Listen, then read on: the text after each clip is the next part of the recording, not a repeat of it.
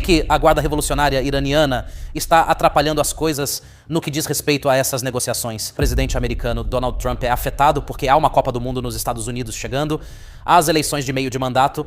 O Partido Democrata investe muito na questão do Irã, como você sabe. Ele quer resistir até novembro para ver a derrota do Partido Republicano, não só na Câmara dos Representantes, mas também no Senado.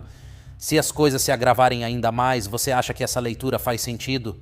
Os Estados Unidos da América deslocaram um esquadrão especializado em operações terrestres e anfíbias rumo ao Irã, em meio à expectativa pelos resultados das negociações entre Irã e Estados Unidos, e essa movimentação foi registrada por várias fontes especializadas.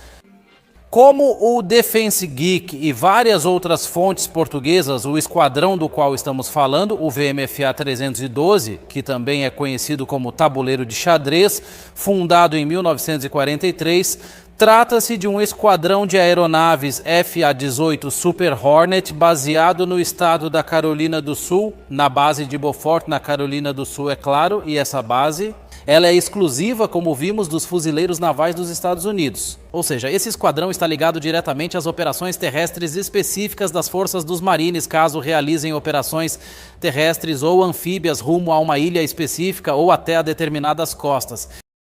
E esse deslocamento apareceu nas últimas 24 horas nesse formato, com aeronaves KC-46 de reabastecimento que estão reabastecendo as aeronaves FA-18 Super Hornet ao saírem da base de Beaufort.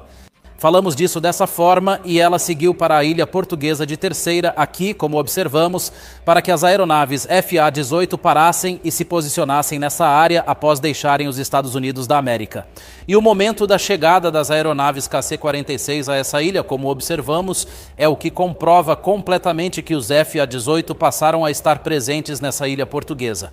Depois disso, essas aeronaves retornaram aos Estados Unidos da América, pelo menos duas, como ficou evidente a partir de 24, para deixar claro que ela voltou para trazer mais aeronaves FA-18, a fim de chegarem à mesma base em preparação para a transferência para a região do Oriente Médio. Portanto, a movimentação de ontem foi desse jeito, ou totalmente, que esse desenvolvimento agora chegou a Portugal, e esse desenvolvimento é importante, muito importante.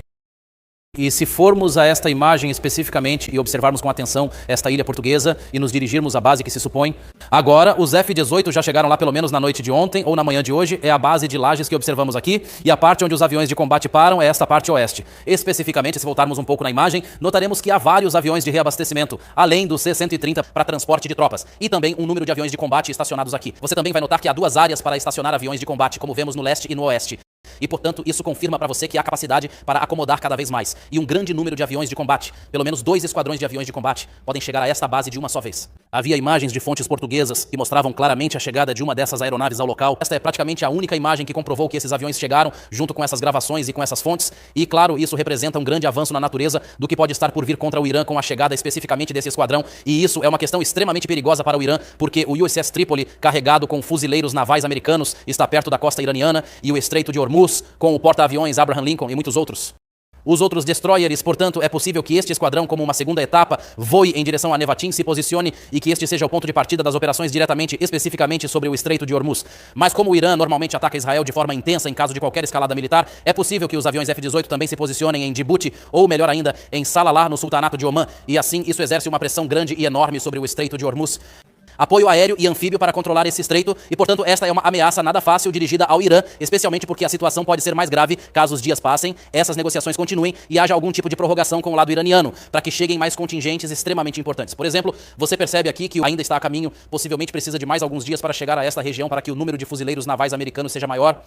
Com o USS Tripoli, além de também o USS George H. Bush, o porta-aviões americano. Que ele entre e participe o US Abraham para estarmos em operações defensivas e ofensivas é uma força grande e enorme que pode aumentar o perigo ao Irã e fazer com que o Irã perca o controle do Estreito de Hormuz, especialmente porque o Comando Central do ZEUA também publicou imagens mostrando que o USS Gerald Ford está se preparando. Há carregamentos e grandes preparativos para o porta-aviões que está no Mar Vermelho, especificamente imagens publicadas anteriormente.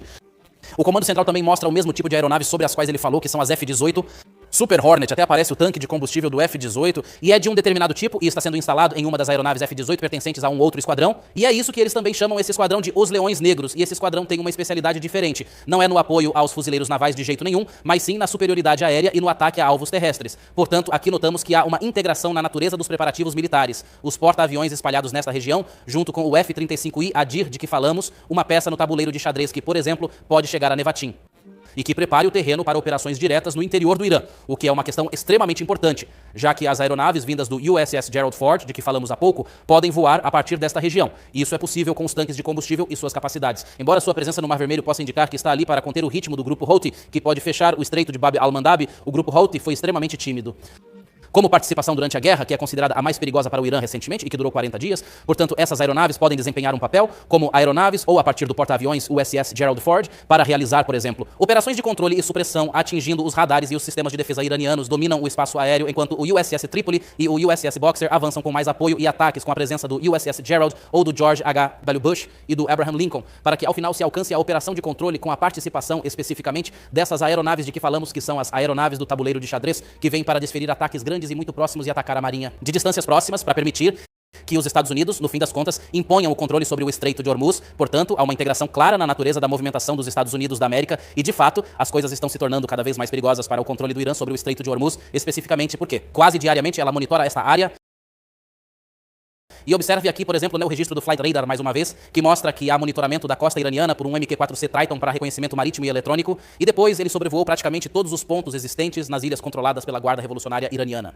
E o Estreito de Hormuz, de modo mais geral, e havia 14 aeronaves C-17 Globemaster de transporte militar norte-americano. Elas apareceram nas primeiras horas da manhã de hoje, voando a partir da Europa em direção à região do Oriente Médio. Aliás, hoje também ocorreram manobras de aeronaves da base britânica de Fairford. Ela apareceu voando desse jeito em direção ao mar Mediterrâneo, realizando uma manobra em preparação para renovar os ataques em profundidade no território iraniano e assim bombardeiros estratégicos, destroyers, porta-aviões, um número maior de fuzileiros navais do Zilario e o esquadrão tabuleiro de xadrez, que é considerado um ponto importante e decisivo no apoio às operações especiais.